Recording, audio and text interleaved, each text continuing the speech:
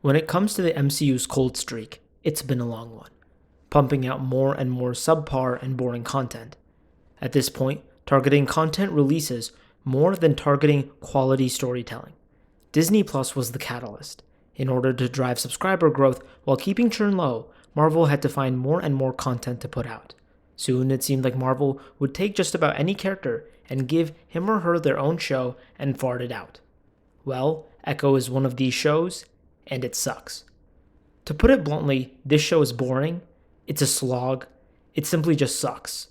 Marvel's attempt to pass this off as some sort of smaller, focused project with a stripped-down, gritty tone inspired by Daredevil is an absolute scam. None of the actual nuts and bolts of what made Daredevil great are here. All it is an attempt to contain some surface-level elements to pass it off to the masses. The show is plagued by many problems. The primary issues are the terrible pacing and its trouble with establishing a genuinely compelling conflict. The problem begins with the first episode. Given that very few people know of Echo from the Hawkeye TV show, Marvel needs to do a recap. This part is messy. Marvel attempts to do some sort of revisionist history by claiming that Maya was with Kingpin all along and had a close connection, which will be paramount for the rest of the show. However, it can't even do this correctly, simply smash cutting her early life together. It takes time to develop this sort of relationship. Just telling us they have one is not going to do it. But the show even fails this.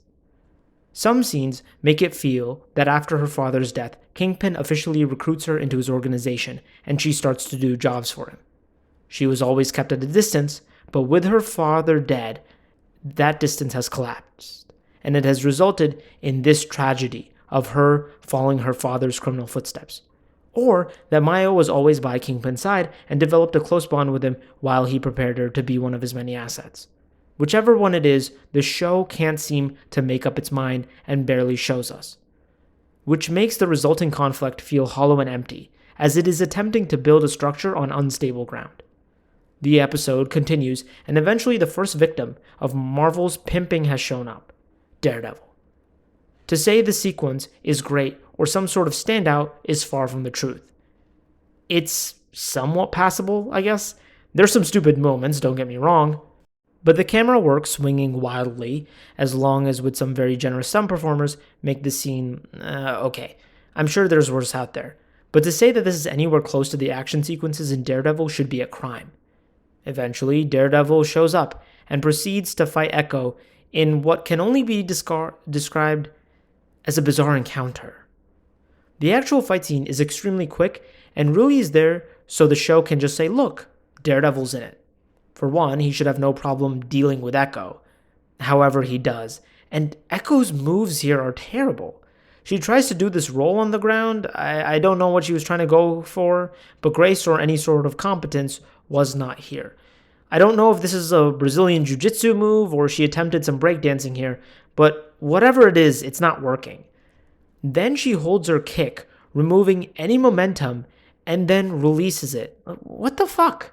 Imagine you're going to punch somebody, and then midway through, just grab your punching hand. My guess is she's attempting to throw off her timing with strikes, but it also completely removes all momentum, thus making the move barely effective. Terrible choreography aside, the worst error is yet to be made, which is that Daredevil just disappears. That's it, he's gone. It's at this point you realize that the writers could not put even the slightest effort into making his appearance meaningful.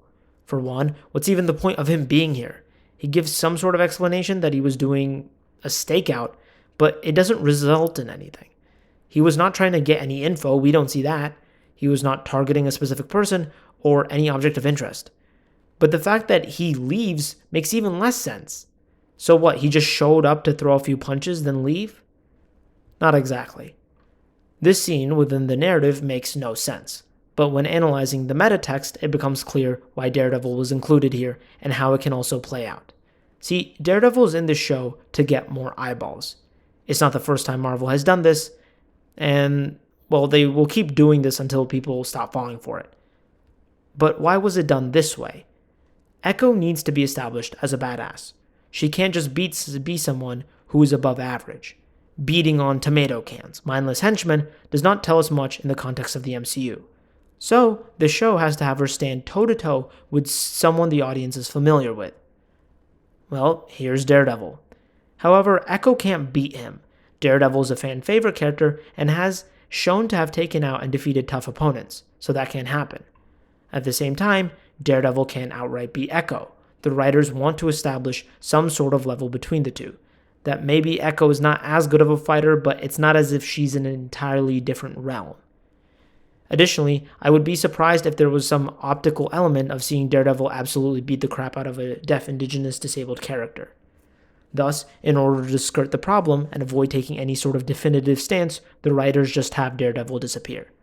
This problem also exists in Hawkeye, where Ronan straight up dives headfirst through a window rather than have any confrontation with Echo. I don't know, maybe he was trying to do a speed run or something? But it's pretty clear the writers were trying to avoid any confrontation, and if they do, they're too scared to give any sort of resolution. They want to show Echo being a badass, and that means she can't lose. And they also know that nobody's going to believe that she beats Ronan or Daredevil, so they just have them randomly disappear. The action throughout the rest of the show is not a highlight either. A boring train sequence that is subpar to really any other train sequence ever. Past this is an absolutely unremarkable fight in a roller rink. This show attempts to have Echo as this forward down the line physical brawler. Someone who's just willing to stand in the pocket, walk people down, and trade heavy blows. However, the actress just lacks the physicality to properly convey this. Her disabilities never really factor much in the action. I was expecting somebody to utilize her weakness or attempt to disarm her, but the one time she loses her leg, the bad guys are nice enough to give it back to her. In fact, not much changes in the story if she never lost her leg in the first place. Her being deaf does not factor into the action sequences either. Occasionally the show mutes all audio for a few seconds, but they are never willing to commit. In Daredevil Season 2, Daredevil faces an obstacle. In most scenarios, Daredevil is able to use his super sense to his advantage, being able to perceive his environment and others with great depth. This can aid him in interrogations, help him in fighting, see things coming, quote-unquote, that a normal person won't. However, he faces an obstacle. When fighting ninjas, they mask their presence, and he can no longer sense them. Now, normally he might be able to just see them, but he's blind, leading to significant challenges in combat for Daredevil. Eventually, he comes up with a solution. By listening for the sounds of the ninja's blades, he's able to use echolocation and can now fight on an even playing field. This sequence not only illustrates the pros and cons of visibilities linked to his disability, it also shows a cool and unique solution to overcome the disadvantage Daredevil had when facing off against this enemy. You may have seen similar ideas or situations in media before, it's nothing new. However, in Echo, you basically get nothing. Many will tout the TV show's mature rating and the blood as a deviation of the formula, and that the brutal action is a must-see. It's really not. Outside from the occasional CG blood squirt, it really does not add anything. In the vast array of brutal action, Echo does not rank anywhere but the bottom, leading to fairly forgettable action sequences. And if this show doesn't deliver on the action, it does not have many other areas it can succeed in. The larger story is also practically useless, and quite frankly, I never cared. After an attempted assassination of Kingpin, shoot him again? No, you could shoot him. Okay. Echo flees back to her hometown as a place to set the stage for her war to usurp Kingpin and take over his criminal empire. But I have a few questions. Why?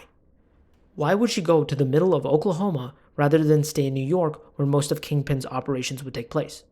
We never get to see the whole scope of Kingpin's operation in Oklahoma.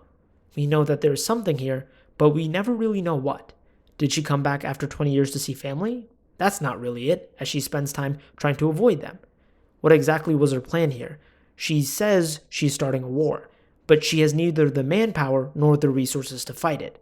She doesn't care about how it affects her family or her community and is just interested in power, but as soon as the war arrives at her doorstep, I guess she changes her mind and now she wants to help her community.